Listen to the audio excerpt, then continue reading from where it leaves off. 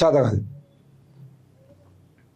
ఇకపోతే దోపిడీ సోపతి భూభారతి తహసీల్లో డీల్, మేడంకు బిగ్ గిఫ్ట్, బిగ్ షాడో డైరెక్షన్లో అధికారి లీలలు, అధికార మండతో హకీంపేట లూటీ పార్క్లో కీరోల్, భూసేకరణ ఉత్తర్వులను దాచిపెట్టి పరిహారం పంపిణీ, భూమి గుంజుకొని రైతులను ముంచిన అక్రమార్కులు, పరిహారం కోసం కలెక్టరేట్ చుట్టూ రైతుల చక్కర్లు, బిగ్ షాడోనే కలవాలని అధికారుల సూచన, అక్రమాలకు ఆజ్యం పోసిన దుద్యాల తహసీల్, వంట మనిషి చేతుల్లోకి భూసేకరణ రికార్డులు.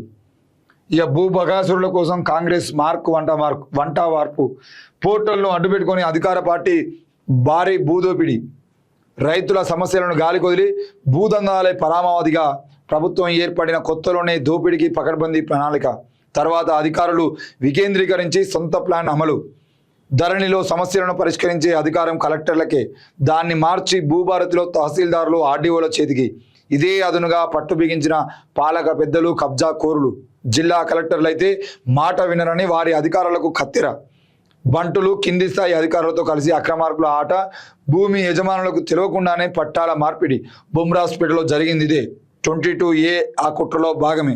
ఓవైపు భూముల హారతి, మరోవైపు కమిషన్ల దందా, రైతులను బలిపెట్టి రెండు చేతులా సంపాదించేటువంటి పన్నాగం. ఇక ధరణిలో సమస్యలుంటే దాన్ని సంస్కరించాల్సినటువంటి ప్రభుత్వం మొత్తం స్వరూప స్వభావాన్ని ఎందుకు మార్చేసింది? ధరణిలోని పకడ్బందీ నిబంధనల చట్రపు మేకుల్ని ఒక్కొక్కటిగా ఊడబికి భూభారతి పోర్టల్ను కాగితపు పులిగా ఎలా తయారు చేసింది? జిల్లా కలెక్టర్ల చేతిలోని పట్టా మార్పిడి అధికారాన్ని పలచన చేసి తహసీల్ ఆఫీసుల దాకా తెచ్చిపెట్టింది ఎవరు? రైతులకు అవస్థలున్నాయని తప్పుడు ప్రచారం చేసి పలుకుబడి ఉన్న ఎవరైనా ఏ భూమినైనా మార్చుకునేలా మార్చేసింది ఎవరు? కుళ్ళిపోయిన VRO వ్యవస్థను మళ్ళీ తెచ్చి గ్రామ కమతాల పెత్తనం అప్పగించింది ఎందుకు? రైతులకు అవస్థలున్నాయని తప్పుడు ప్రచారం చేసి కొంచెం పలుకుబడి ఉన్న ఎవరైనా ఏ భూమినైనా మార్చుకునేలా మార్చేసింది ఎందుకు? మొన్న రావెల్కోల్, నిన్న బొమ్రాస్పేట, నేడు దుద్యాల ఒక్కొక్కటిగా పేలుతున్న ల్యాండ్ మైన్లు భూభారతి బండారాన్ని బయటపెడుతున్నాయి.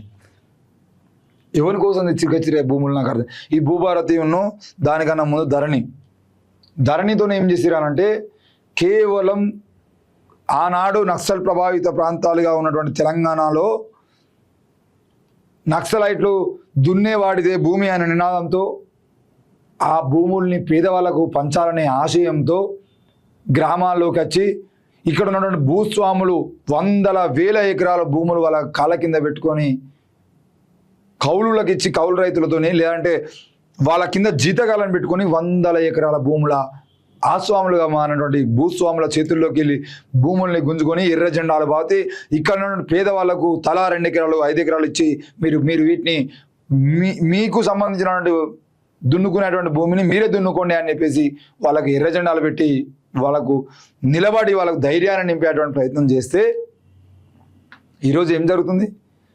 ధరణి పేరుతోనే ఈ వందల ఎకరాల భూములు ఇప్పటివరకు రిజిస్ట్రేషన్ కాలేదు కాబట్టి ఒక్కసారి మనం చట్టం తీసుకొచ్చి భూములన్నీ తప్పకుండా రిజిస్ట్రేషన్ కావాల్సిందే అనేటువంటి చట్టాన్ని తీసుకొస్తే ఎక్కడెక్కడో ఉన్నటువంటి భూస్వాములు ఇల్లు వదిలి ఊరు వదిలి 30 ఏళ్ల క్రితం అమెరికాకు పోయినటువంటి వాళ్ళు కూడా మళ్ళీ తిరిగి వెనక్కి వచ్చి వాళ్ళ ఊర్లో ఉన్నటువంటి భూములు మొత్తాన్ని పట్టాలు చేసుకొని 100, 200, 300, 500 భూములు 500 ఎకరాల భూములు ఉన్నవానికి కూడా రైతు బంధు వేస్తే లక్షల్లో మల్లారెడ్డి లాంటి వాళ్ళు బహిరంగంగా చెప్పారు కదా నాకు ఇన్ని లక్షల రూపాయలు వస్తున్నాయి అనిపించి.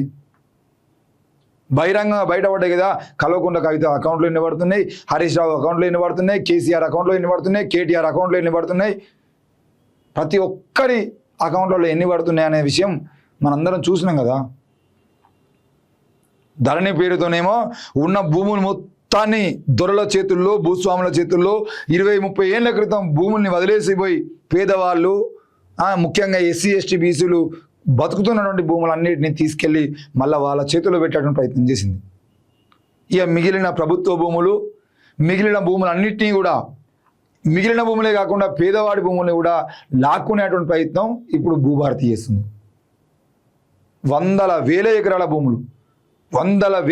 భూములు కబ్జాలు చేసి గ్రామాల ప్రాజెక్టుల పేరుతో మింగేస్తున్నటువంటి ఈ ధరణి భూస్వామి లేదంటే భూభారతులు ఏవైతే ఉన్నాయో ఇవి కేవలం భూముల కోసం ఈ దొరలు, రెడ్లు, పటేళ్ళు వందల ఎకరాలు కబ్జాలు చేయడం కోసం మాత్రం తీసుకొస్తున్నాయి తప్ప ఏ పేదవానికి దానివల్ల ఏ ఉపయోగం లేదు. కౌలు రైతులకు అసలే ఉపయోగం లేదు. మరి ఎవరికి ఉపయోగం ఇది? ఎప్పుడన్నా పేదవాని కోసం, పేద రైతు కోసం, రైతే అసలు భూమే లేకుండా వ్యవసాయం చేస్తున్న కౌలు రైతుల కోసం, రైతు కూలీల కోసం మీరు ఏం చేసిరా? వ్యవసాయం చేస్తున్న రైతు కూలీలు అక్కడ చచ్చిపోయేది ఉంటే వాళ్ళకి ఎలాంటి బీమా ఉండదు. కౌలు రైతులకు నష్టం జరిగితే ఎలాంటి నష్టపరిహారం ఉండదు.